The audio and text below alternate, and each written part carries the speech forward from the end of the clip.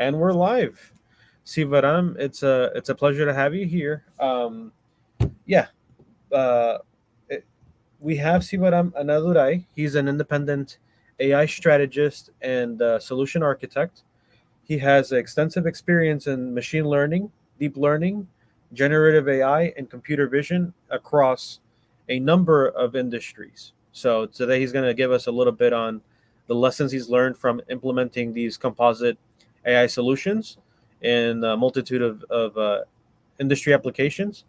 And yeah, thank you, Sivaram. The floor is yours. Awesome. Thank you. Thanks, everyone. Thanks, everyone, for taking time to participate in this session. This is more of a condensed summary of what I've been working last 8 years, specifically last 4 to 5 years of vision projects, what went well, what did not go well, and finally, what we were able to get success with generative AI, and what is the secret ingredient that helped us to reach. So to get started, it's been a brilliant, wonderful session. Like whatever I've been closely looking at, we work with different forms of data, time series, textual data, chatbot, supply chain. So now we are coming to vision, image. So to get started, I think at this stage, generative AI is more like the blind and the elephant. Everyone has a perspective from what they've experimented and what they feel. We hear some success stories, Clara chatbot implementation. We do hear some failure stories. So we look at what's the trade-off, how do we take a calculated decision, and from what I have experimented and what went to production, what are all the caveats from every failure, how I try to incorporate that, those things we'll discuss. So it's a series of use cases, whatever been experimented, it's a success or failure, why it failed, and we'll try to look at the different aspects, generative AI, deep learning, guardrails, uh, curating the data, the cost of training, how all the different factors play a role when you try to move from a use case to prototype, a prototype to production application, focusing on certain culture, certain region to a context. So we are right now wherein we do see some things, some of the multi models where advertisements are created, a complete suite of things like fashion industry campaign entirely created with AI, and Toys R Us created a campaign of video generated content for advertisement. So I mean, these are all good stories for us, like in terms of success stories. Let me go back. Maybe you can take a few seconds. All of us have a different point of view when we look at things. The way how you remember your vehicle, the way how you remember your favorite place, tourist place, or what comes to your mind. So if you look through this, maybe for 5 seconds, you might observe the pattern, the color, the shape, the box. Beyond what we see, what does vision can see, or what vision does what we cannot see. If you look through it, I've seen answers: mountain, chocolate, Switzerland, and a few other things. If you look through closely, what you see, more than 30 years I've been eating Toblerone, and I have to wait for computer vision to tell me there is a hidden bear in this iconic mountain. Once seen, it cannot be unseen. So there are certain cases what we think are pattern of thinking, and there are certain cases where the machine can see then what we miss. So take it as a compliment. Let's move further. This was one of the use case which is in production. This was one of a customer where what I worked way back in 3 years back. The use case is more about gardening plants. Whenever a customer buys, they may not know what nutrients it needs. They may not know what kind of supplements you need to provide, and which what are the ideal conditions where it can grow. So for this particular use cases, data collection from open source, data collection from PlantClef, a few other different sources. So we started off with analyzing the data and looking through, doing all the required data augmentation, and trying to find a way how we can detect all the species. And again, obviously, the first thing that comes to mind is the data, and second thing is how do you narrow down into experiments. Third is what is the architecture to choose. So this is more of like taking the data and then doing the required augmentation and then building the model right from CNN approach to all the way to vision transformers. this iterative way. And again, we need to look at the research papers wherein, like, what are the different techniques, what are the different custom loss function that worked. And these are few snapshots from the research paper. It was not It's in preprint.org. So here the lesson learned is, the data is not balanced. We spent a lot of time curating it, we spent a lot of time augmenting it, plus we did take our lessons from other research papers which are in similar space in terms of architecture and approach. Finally, with the state of art vision transformers, we were able to go live. This is one use case. And with right now, like with generative AI multi-models, this is from the Google AI Studio, wherein, like, you give a plant, it's able to detect. But what challenge would be, has this model been trained for all region, country, all the climatic condition for all the species? That might be the key. But obviously, you have a start with respect to, if I'm going to redo my same case earlier, I would rather try to do what generative AI or multi-model can detect, and what is that on top of it, the failures, how I can do, or can I do some high-level classifier with generative AI and then involve my deep learning models for it. So in a way, I wanted to give the perspective as well as what we can do if we are today.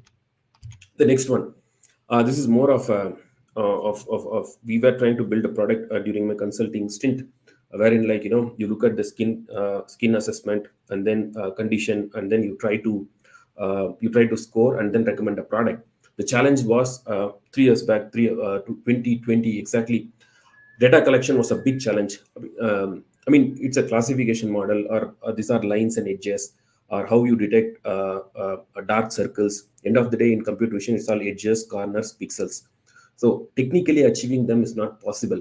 But what is a skin tone in India versus a skin tone in Europe versus a skin tone in Philippines?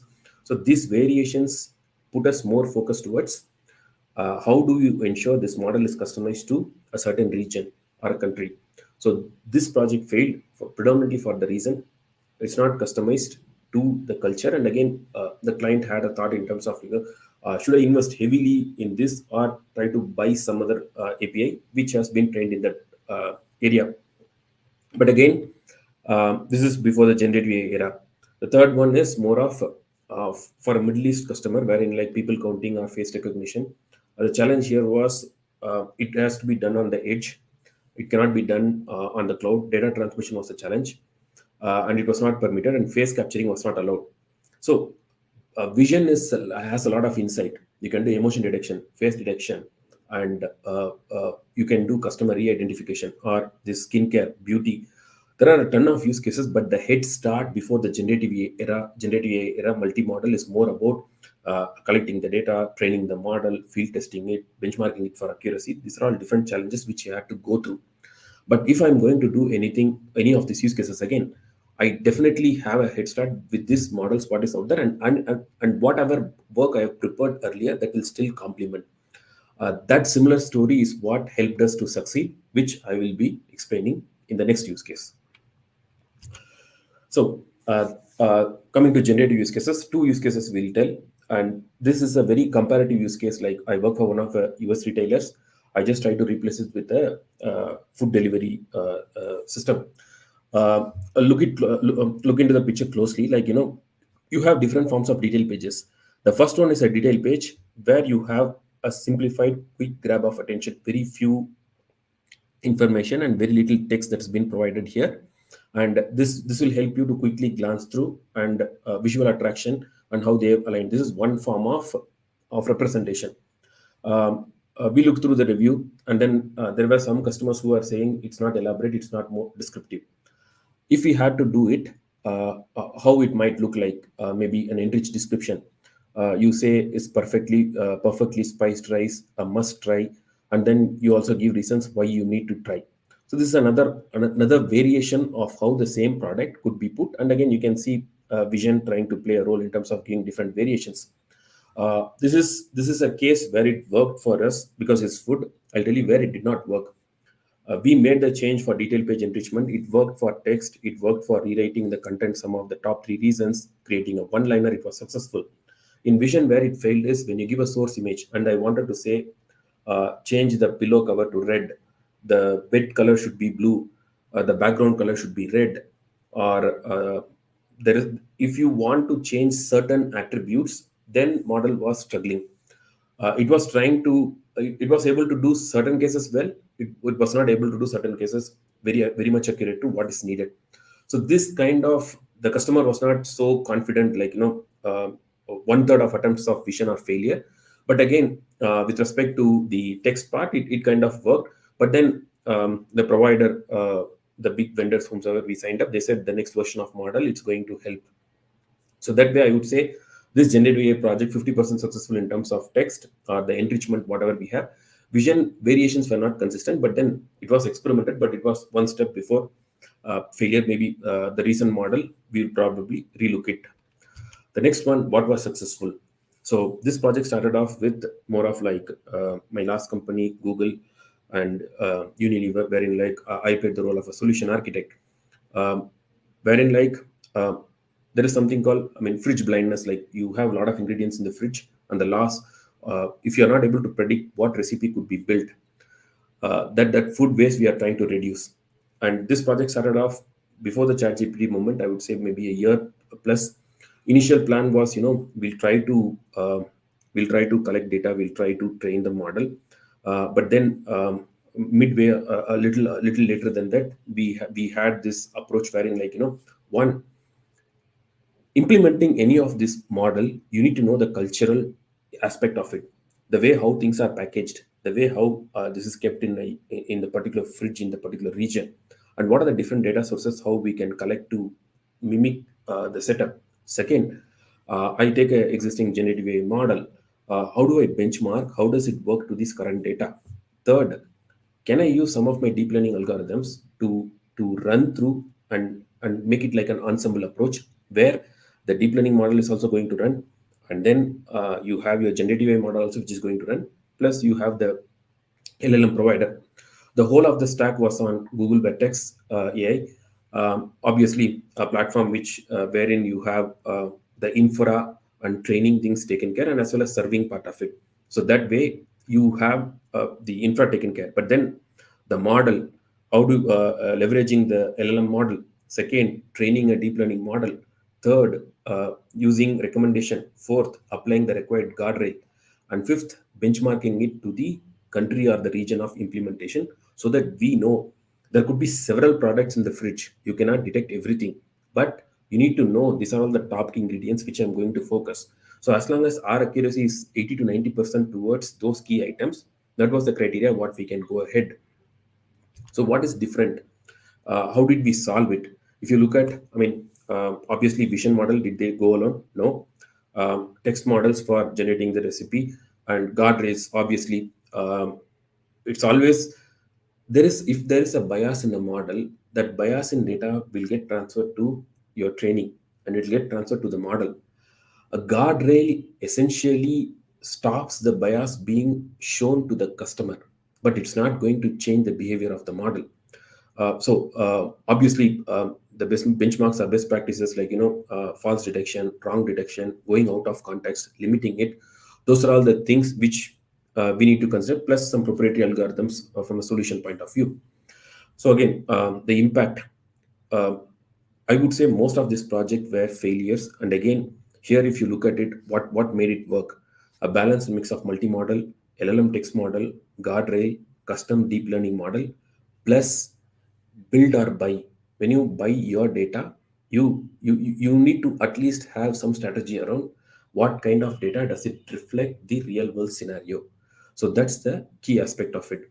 So I would say, if you look at this particular solution, it has some element of generative AI, it has some element of deep learning, it has some element of buying the data or integrating the data, collecting the data earlier, plus your responsible AI adoption, or having the required guardrails to ensure that the solution is giving consistent results.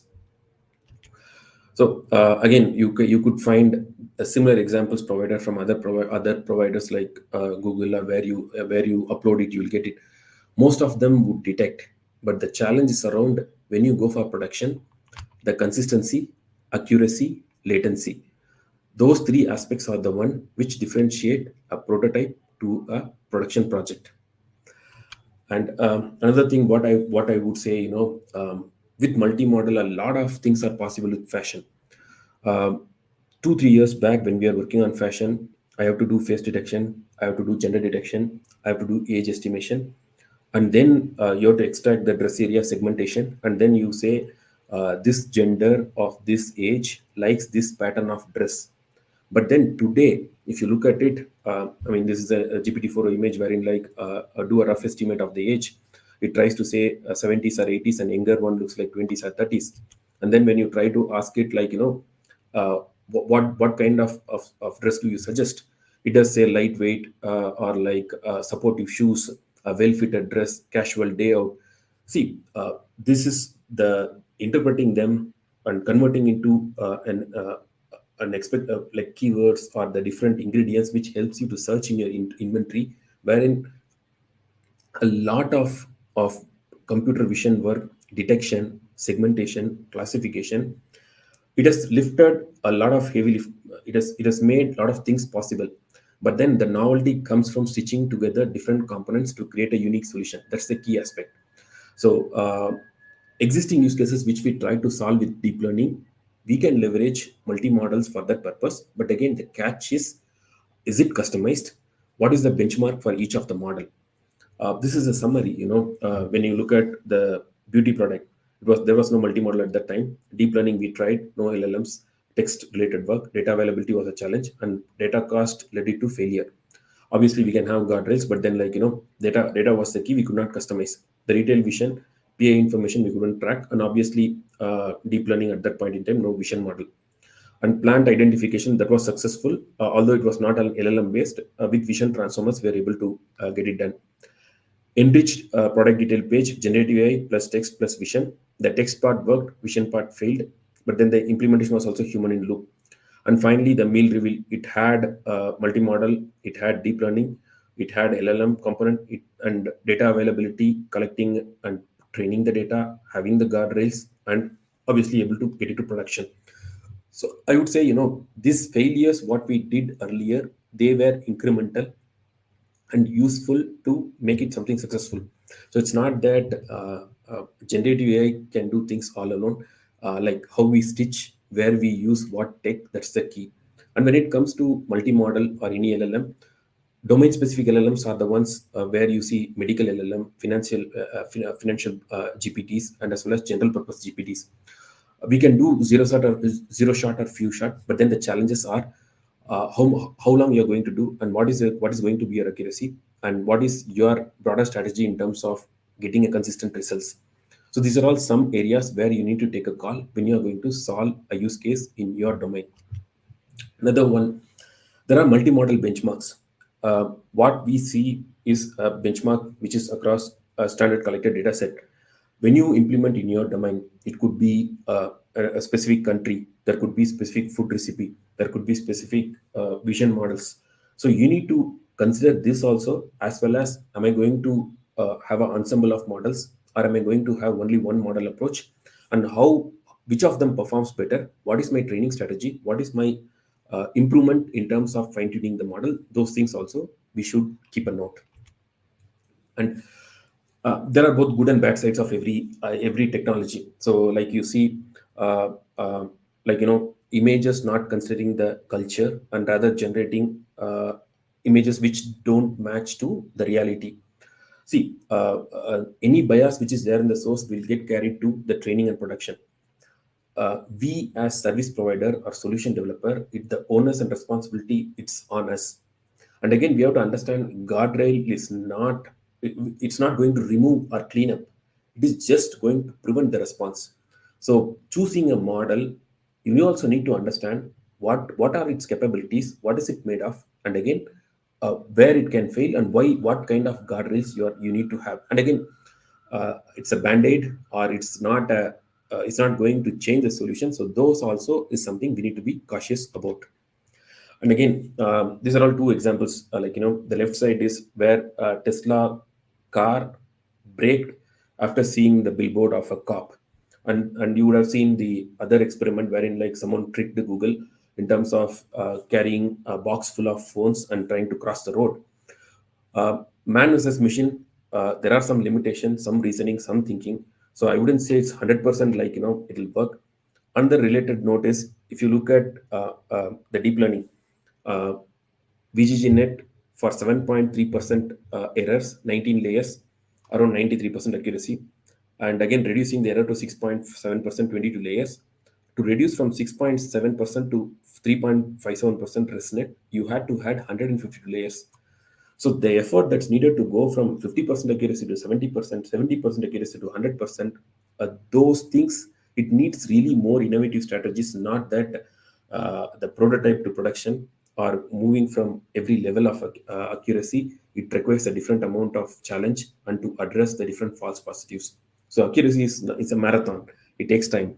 We need to understand the practicalities of it. And what I shown all the case studies are a reflection of learnings from several projects, which was ensembled and how we were successful in the end. And again, choice of use case, availability of data, is it really an ML use case? Again, for vision as well, now you have a head start in terms of probably stain detection, fruit detection, empty shelf detection, car damage assessment. Everywhere you will have a head start, but then what is that you are going to customize to make it a production ready solution? That's the key thing. And responsible AI adoption, I think we already spoke of, just to highlight a few things. Most of the data, whatever you have seen above, are non-PAI data, like working with the website with public information, or fruits, which are these people counting. But when working on confidential bank statements or any other more PAI data, uh, not just the guardrails, data governance, data security, model poisoning, it becomes even more rigorous. And again, the aspect of guardrails and ensuring the prompt. One more thing we need to understand is, today, when you look at OpenAI or any other model, there is no traceability in terms of that giving credit to the source. Tomorrow, if you are going to there are going to be, if there are going to be policies in terms of forget my data, right to forget, then the model has to have the ability in terms of the ability to learn as well as unlearn, relearn. All of these things will become the key. I mean, those would be challenges again, but again, we need to be clear about it. So, what's the key takeaway? Novelty comes from stitching different creative components of it and learn from failures, and identify the data sources early. And it evolves, auditing the model, doing a field testing, continuous monitoring, data consent. These are all certain things. If you are trying to look at vision or any other use case, I would say a guideline or which would help you to better be prepared in terms of handling the solution. And I think we spoke of it, maybe a little closure note, like in terms of, 10 years back in the big data era, we had cap theorem and Hadoop, all of it, wherein like only two of these things would match. Something similar, what I observe is, consistency, accuracy, and latency. First focus on accuracy and consistency, and if that is solved, then focus on latency, a low rank adoption or PEFT or whatever fine tuning that you want to do. And again, the recipe for success is no different. It's not just only LLM that solves, it's LLM plus other existing supporting deep learning models, plus your guardrails, and having the view of what solution, the context of the solution. That's the key aspect of it. And just to end, I think this is one more news which probably, like, I thought put it on a closing note, wherein like SoftBank CEO says around we'll have 10,000 times smarter machines than humans, or like super AI. I mean, now we are in an exciting time. We just need to be sure of responsible adoption and what are all the things we are going to look at. Plus, yeah, I mean, there are the future is infinite, but then this journey of how we got started and different use cases we covered, what are our lessons from success stories, and what is our takeaway. These are all the key things. I pause it here. If any questions, maybe I'll take it up.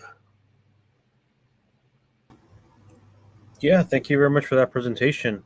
The If you have any questions, please feel free to ask in the chat, and connect with Sivaram on LinkedIn. Um, yeah, what are your observations now with all the developments and the increasing accuracy of these probabilistic models? Um, Good question. Like, 1 year ago, we don't see a lot of solutions focused on domain vertical solutions. Now you have a legal focused solution, or a finance focused solution, wherein like even with each vertical, we do see domain specific models. Like maybe in next maybe within the end of this year, we probably could see vision multi models specifically focused for fashion, specifically focused on healthcare, specifically focused on probably plants or agriculture or prevention of any of the crop diseases, geospatial related use cases. Like we are right now, what we are doing is a generic model. These learnings, when they translate into domain specific things, they will accelerate a lot of use cases. And there is a good amount of knowledge in audio, image, video, text. We have been, I mean, the data has almost saturated, but getting insight from all of this unstructured data and trying to build the next level of knowledge, Mm. definitely is going to be super helpful. And when it goes on edge, your ADAS is going to be affordable ADAS. Now everybody can get a Tesla type autopilot probably at a lower cost if the multi-models are able to do the job. Yeah, no, that's an interesting observation, and it's true. I'm seeing the rate of adoption and tuning and release of open source models just increase. Everybody takes it, runs, updates it, shoves it back up, and then it's that virtuous cycle of how do they make specialized models. Um, how is this impacting your practice? You know, you're a consultant. People reach out to you. I want to achieve X result. Um, Yes. Right now, like I do independent consulting plus I'm working with a few startups. There are in terms of sustainable fashion, I did find what I do. I mean, for one of the use cases, if you are going to do sustainable fashion in terms of what really happens, there's a procurement guy, there's a merchandiser, there is a stylist. All three of them may not see in the same form. Maybe 10 years back it was pencil sketches to Adobe Photoshop, and then probably painting something and then giving an output with whatever the tools available. Today it's more of you have a sketch and you have some LLM model to paint, plus you can do your tweaking, and then you can see some variation, you can edit with your prompt. So the from weeks to days to hours, things have really narrowed down. So you can visually see a try on, you can do a virtual try on. So there are cases where there is this whole supply chain of what I see and what you see are different. These things will streamline and make it even more powerful. And again, prompt based is definitely going to prompt was not a skill. Now prompt itself is a skill for every task that you try to do. And so fashion, I really felt like we take the best out of Stability AI, Google Gemini, GPT-4o. So it's not just not every, we need to look at our lens in terms of which model serves what need and what is my use case and how I'm trying to fit in.